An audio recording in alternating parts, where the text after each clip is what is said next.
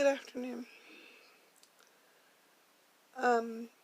This video today was inspired by Heather's Handmade Haven, and I wanted to come on today and do a video specifically for her.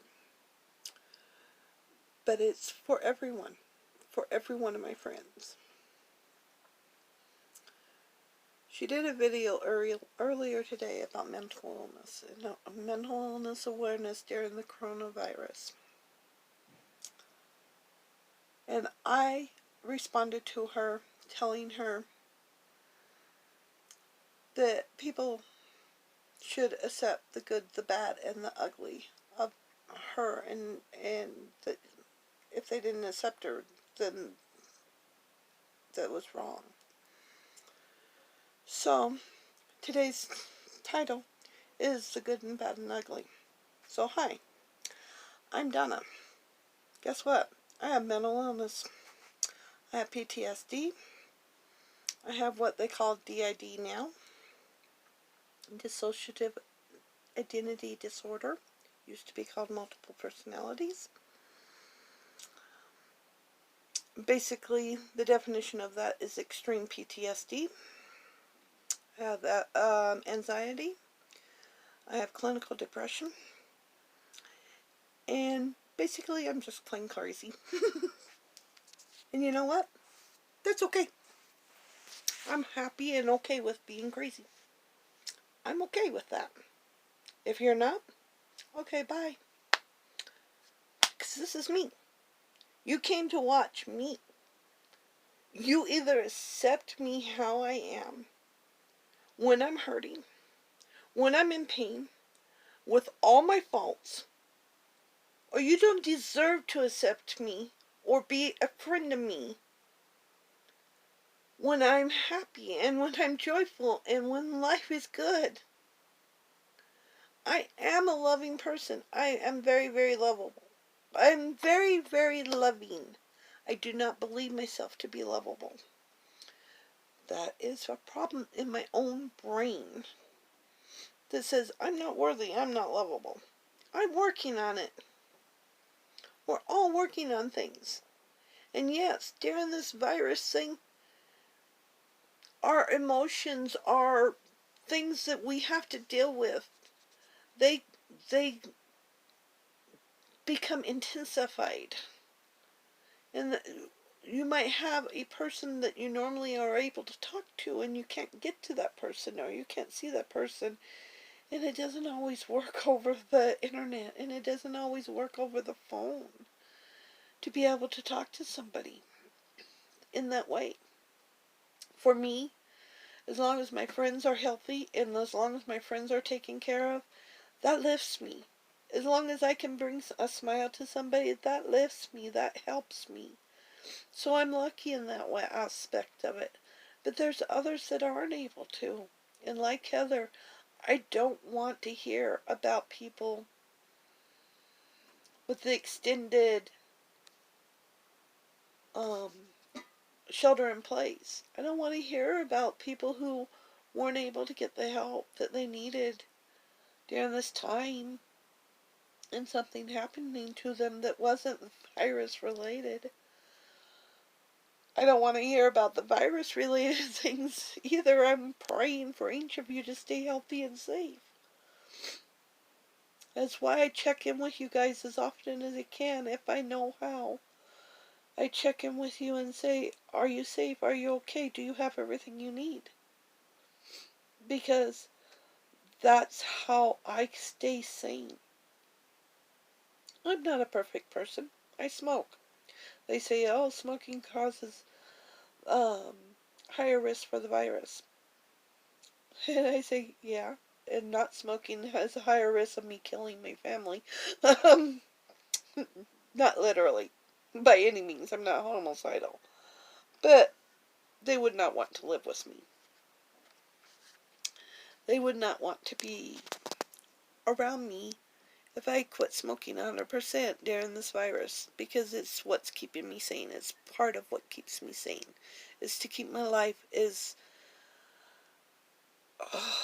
as much as normal as I can keeps me sane. That's me. Am I worried? Yeah, I'm terrified because, like Heather, the anxiety, I grew up really, really poor. I grew up really super poor. And most of my life, even after I got married and everything, has been extremely, extremely poor. We're 150% poverty level. Actually, right now we're even below that. But we're 150% below the poverty level. I don't take government assistance. I don't. Sorry. Got a little emotional there. Yeah. So I grew up really poor. When my husband was truck driving, before his accident, was the first time in our lives that we had money and we were getting out of debt and we were able to have things that we're not always able to have. And so I'm scared. They sheltered in place until the end of April. I get paid once a month. I go grocery shopping once a month. They're putting limits on things. I have to travel 60 miles into the grocery store, 60 miles home. That's 120 miles. I have to do that. I can't do that every week, every 3 or 4 days to be able to get the things that I need. So if they're limiting it to one per person or one per household or whatever, I'm going to have to figure something else out. And because of the way we have to do things, because of our fixed income, I can't buy a box of mashed potatoes for $3 when I normally buy them for $1. Everybody says, well, you'll have to change brands. I can't afford to change brands. So I'm worried, I'm concerned. Yeah, I have a lot of food storage. I have a lot of things like that. But I still need a lot of things that are fresh or perishable things, like your bread, your tortillas, things of that nature. Or I have to make them. And during this time, I don't have the energy to make them. Simple. That's the simple truth. I do not have the energy to go in to the kitchen. I have chronic fatigue because of my thyroid. And I don't have the energy. I don't have the